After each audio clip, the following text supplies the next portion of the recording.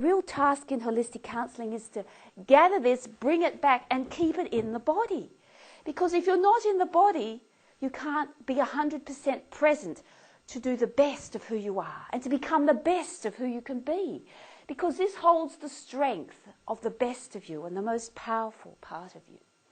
And you know, there are many gestures of this throughout the world. When we see statues of the Buddha sitting like this, we take it for granted.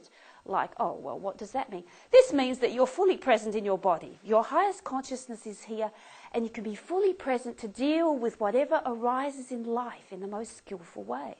What happens to most of us? Things arise and we move into this gesture, or this gesture, or that gesture, or that gesture, anything but this gesture, to try and get away from it.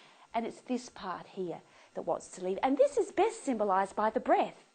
It's the element of air. It's the mediator between all the other bodies. Breath is the mediator that links together all these three bodies.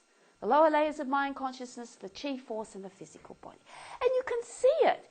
If you watch the way you breathe, you know what's going on in these other bodies. Because often when something hits you and you're frightened, you start to breathe just up here.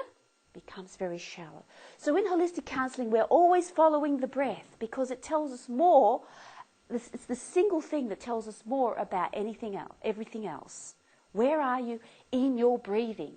Because your breathing holds the secret of the traumas that you're carrying. And what literally happens is, let's say we get a trauma back here. We withdraw our consciousness from that place and it becomes like a black hole. Now, the trauma may be a trauma that arises from experiencing toxic words that act as a toxin in us. That's one sort of trauma. But another sort of trauma can simply be absence. No love when you needed it. You felt abandoned. You felt alone. No one was there for you. And there's this empty hole. And there's no consciousness here. And what happens when there's no consciousness here is you literally have these like black holes in your energetic field around you. And they move through into the physical body and they make you sick. And we know about these holes. There's the two sorts. The ones that come from toxic invasions, they're the ones that make us feel sick. I felt sick after that incident. I felt sick when that person spoke to me. I feel sick when I think about going to school or doing something I don't want to do. The other sorts are the ones that come from lacks. There was no love for me, there was no warmth for me, there was no one present for me. And they're the ones you experience as a sort of a hollowing out. You know, it's the days where you sort of feel that empty feeling inside of you and you need something like chocolate. Sugar's good at filling it up. Chocolate helps. Sugar, alcohol, ciggies, anything. Shopping till you drop, anything. TV, videos. That's when you're actually in touch with these places, all right? And all those devices for filling them up on a temporary basis are understandable. But the skillful way is to go back to this place in holistic counselling with our higher consciousness to find the pattern of wounding and consciously bring back the quality that's missing or needed, if it's just a black hole, and if it's a toxic place that's a result of someone doing something violent or abusive to you, then we need to first get the toxic material out and then fill the black hole with the quality that's missing. So in a nutshell, you can see very clearly our model of a human being in holistic counselling is using relationships between these different patterns of energy in a very clear way, and always relying on this higher consciousness to come back to the places where it wasn't there. And you might say to me, well, why are there places that it wasn't there? Because I want to just point out to you in holistic counselling that we aren't just born with all these bodies fully in place. Yes, sleep out of mum's womb and we're ready to face the world. It doesn't happen like that. As a baby, we're very vulnerable. We spend the first 7 years just trying to get the physical body big enough to stand up. Then we spend a lot of the next 7 years really strengthening our own etheric or our own chi force, so we're independent of our parents. And between 14 and 21, we're really still bringing in lots of our own lower layers of mind consciousness, our own astrality. This body also carries sexuality, this last one. And so we're pretty preoccupied, especially 14 to 15, where this body is coming in a big way. And then finally, we don't expect our higher consciousness, the fullness of who we are, to arrive before 21. And that's if we're lucky and we're doing a good job. And there's a bit of support for it to really expand. I mean, all these bodies are there at birth, but they're like a rosebud. If you ever have done that terrible thing, which I have done once in my life, of cutting open a rosebud, just a very fresh new rosebud, all the things of the adult rose are in there, the stamens, everything is there, but it's all vulnerable and not really able to stand in an exposed way. Whereas a full adult rose stands out in the world in an exposed way at 21. To 28, we really develop that. So we have to have compassion to realise that much of the wounding that happens early in our lives, in a holistic model, happens when we actually don't have enough of ourselves to defend it. And so we need to be able to bring, once we're adults, our consciousness back to these places and heal them.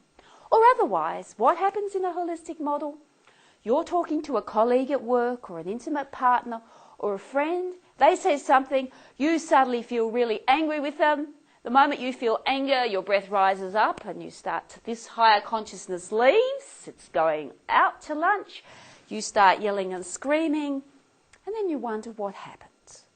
Well, what actually happened was that person produced some sound vibration in their words, in their action, that vibrated with one of these very early woundings, the same vibration, and it triggered off your memory of this. But you're not conscious of that. All you know that you're feeling angry because this is invading you, and you start getting angry. And that's not very skillful, because every time you meet that person, they have the capacity to trigger you into anger. Whereas if you actually go back into your body where the anger started, step into it, track it back, you'll find there's a 4-year-old or a 6-year-old or an 8-year-old or a 10-year-old or a 2-year-old who wasn't treated well.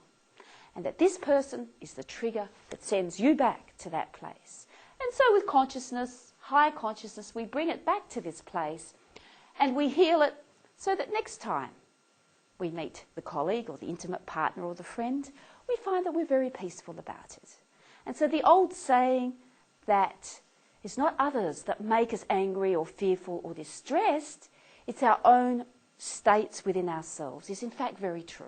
The more we work holistically, the more we find that if we're at peace with ourselves, other people can continue the same behaviour and it doesn't trouble us. All right, we're now going to summarise. So let's go back to our initial questions. So, from holistic counselling, our model of a human being includes these 4 layers. It's a model that's based on the latest views in modern physics of all layers being energetically interpenetrated. For us, the causes of mental ill health start initially in the lower layer of mind consciousness where we experience the trauma, but because all layers are interpenetrated, they gradually move through into the physical body. And we would say there's a very strong connection between bodily ill health and mental ill health. And in fact, often I have clients turn up who say, I don't know what to do today, but I've got this terrible pain in my shoulder. And I say, well, that sounds like your body's suggesting we go in through your shoulder.